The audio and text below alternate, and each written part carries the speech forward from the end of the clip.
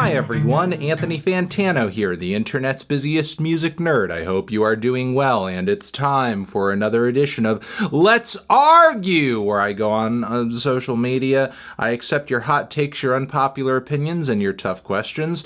I respond to the best ones, but this is the Patreon edition, so we're doing it like on Patreon. So yeah, you know, hot takes, unpopular opinions. We grabbed all of those from the Patreon page, and these are the ones that we have decided to pick out of the bunch. Let's go! The Beatles are the most likable band. Not true. Not true at all. The most likable band is easily Foo Fighters. And by Foo Fighters, I mean Dave Grohl. Okay, let's do a bit of a comparison here. This might involve some images, but bear with me here. Beatles. Look at these guys. Dumb hair, weird faces, weak chins, bad posture, probably bad teeth as well, and personality types, not that great. David Grohl, long, beautiful, flowing hair, total Chad, like chiseled good looks, sexy, kind to all people and animals and just like every like living being on the planet. Just like such a nice person. You want to hug him, you want to cuddle him, you just can't get enough of the guy. Like not like way more likable than the Beatles. The Beatles not likable at all. Likability factor in the fucking garbage. Rebirth by Lil Wayne is a great example of why not every album has to be listened to from start to finish. Prom Queen, Drop the World, and Ground Zero are good tracks, but don't justify having to listen to the rest of the track list. I mean, I would say Rebirth by Lil Wayne is a great example of an album that just doesn't need to be listened to at all, much less all the way through. So yeah, I mean, there are records that maybe you should just listen to a few tracks from them. That is true. That is fine, I guess, but yeah, some albums you can just skip. Real is one of the best songs on Good Kid, Mad City. I love both Kendrick's performance and Anna Wise's feature on the track. Furthermore, I think the voicemail at the end from Kendrick's parents is one of the most emotionally compelling moments on the entire album.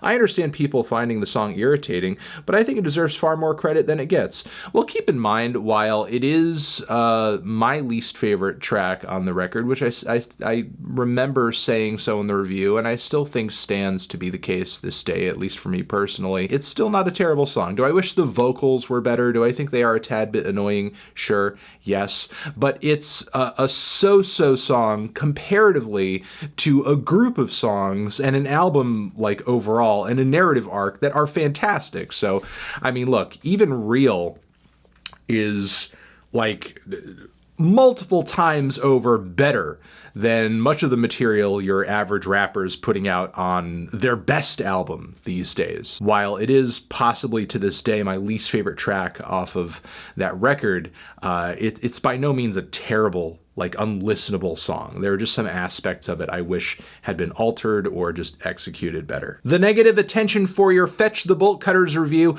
was because of the actual content of your review and not the score itself. Well, I think some people were legitimately mad about the score, and that's fine. You can be mad about the score, but I didn't see that much criticism about the content of the review that came off to me as like logical and actually like reacting to the things I really said. Granted, the most common criticism of the review that I think made the most sense was about my mischaracterization of the dynamic, the relationship between the three individuals on the track newspaper. I think generally I got it right, but to sort of say and put simply that it was like some sort of love triangle was incorrect.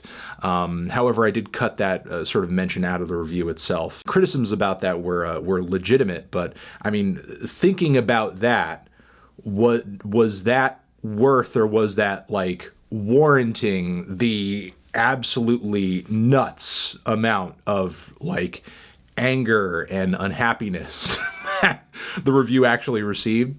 The most notable comment in reaction to the review that got retweeted thousands of times was like this screed about how I'm a misogynist that sort of went off on a bunch of shit that I didn't even say or make note of in the review, including like me being afraid of Fiona Apple bringing up rape in a song, which is absolutely stupid because I've given much more positive reviews to records that were much more blatant and harrowing when it comes to that exact topic. So the idea that I would be afraid of that topic in a song is kind of silly, frankly. Then there were other very common criticisms that frankly just seemed like they missed the point and were being asserted by people that just don't really have any listening comprehension. Like I had said that Fiona Apple has no filter and blah, blah, blah, blah, blah, which I in fact said. There was very little in terms of lyrical filter on the record. However, if you listen to the sentence where I said that, that is not the criticism in that sentence. That is not the negative. That is not the downside that I'm bringing up in that sentence. I was talking about the instrumentation being a little left field and quirky, quirkier than usual on a Fiona Apple record,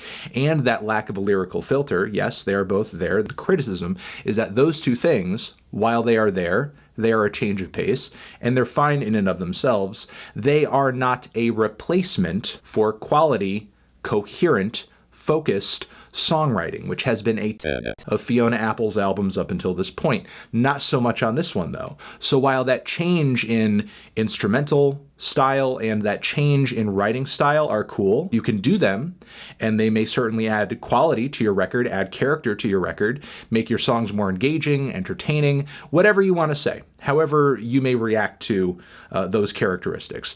But in my opinion, they are not a replacement for that foundational element of just good quality songwriting, which there is on many occasions on that record, but not on every track. So while I'm sure there are other criticisms of the review that could be leveled that are fine, many of those I either didn't see or just kind of got lost in the haze of reactions just like over nothing, either to the score or to people just not being able to listen. Best teeth in the game, regular or electric toothbrush? It's actually regular. I just use a regular one.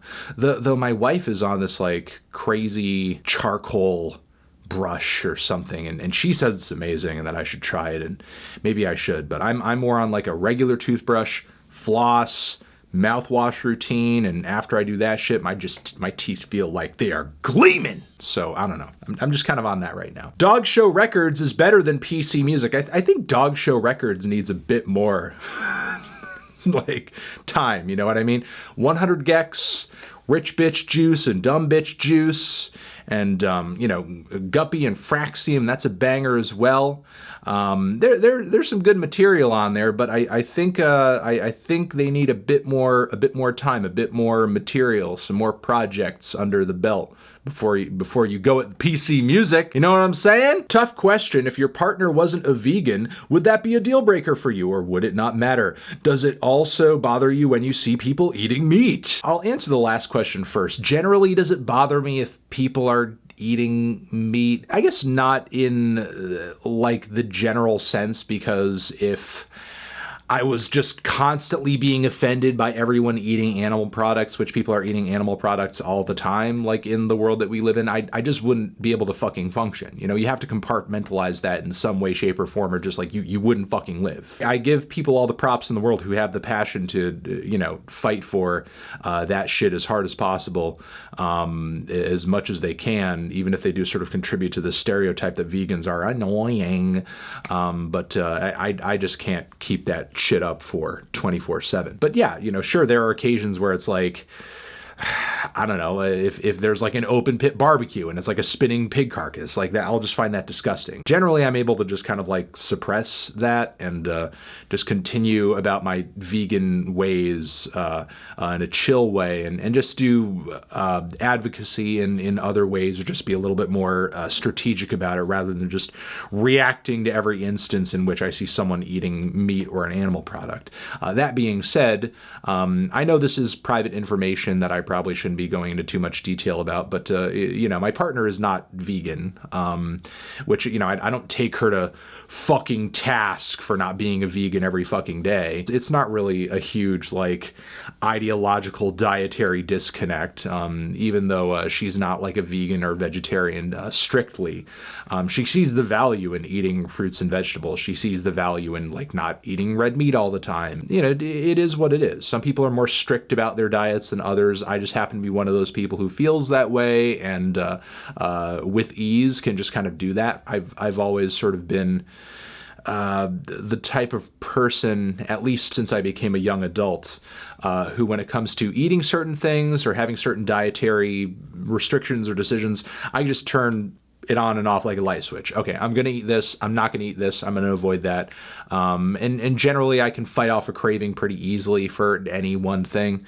But still, having said that, not everybody is like that, and I understand that. And I think if you're going to convince people to eat less animal products, you have to kind of meet them where they're at sometimes. Hard panning entire instrument sections to the left and right throughout the 60s and 70s rarely improved songs, but usually worsened them. Some remastered Beatles and other songs to this day can give you a headache when listening on headphones. I mean, I love a lot of the mixing and records from that era, and a lot of the time those panning decisions were made in an effort to make sure every instrument and every idea being thrown into a mix was actually like heard. You know, you can actually pull it out of the mix, and often those albums came with mono mixes as well. And they also put out stereo systems back in the day where you could instantaneously switch a mix from stereo to mono and just kind of bring all the sounds together into a, you know, one solid channel. I can't say I've ever listened to an album from that era where the panning gave me a headache, you know, on headphones. I mean, maybe it's something that maybe younger listeners aren't necessarily used to. I don't really know. I honestly think hard panning can be utilized a little bit more than it currently is, which is like almost never these days. I think it's sort of like an underappreciated idea and style. Just a question, are you still playing Super Smash Bros. Or have you quit? I remember you used to post sick videos of your Pac-Man when Ultimate came out and even back in the days of Smash 4, but I haven't seen you post about it in quite some time. I mean, I have stopped recently. The game is still there, and I plan on coming back to it at some point, but recently, as a result of work and home life and just all this pandemic shit, shit has just been too stressful. And Smash is a game that, like, it really puts me fucking on edge because it's like, I'm really concentrating, and it's just like, ooh, fucking, there, nair, bear, do the combo, make sure it follows through with orange, get the fucking hydrant out. And with Pac-Man on top of it, he's an especially frustrating character. I'm so happy that he is viable in Smash Ultimate in a way that he was just not in Smash 4.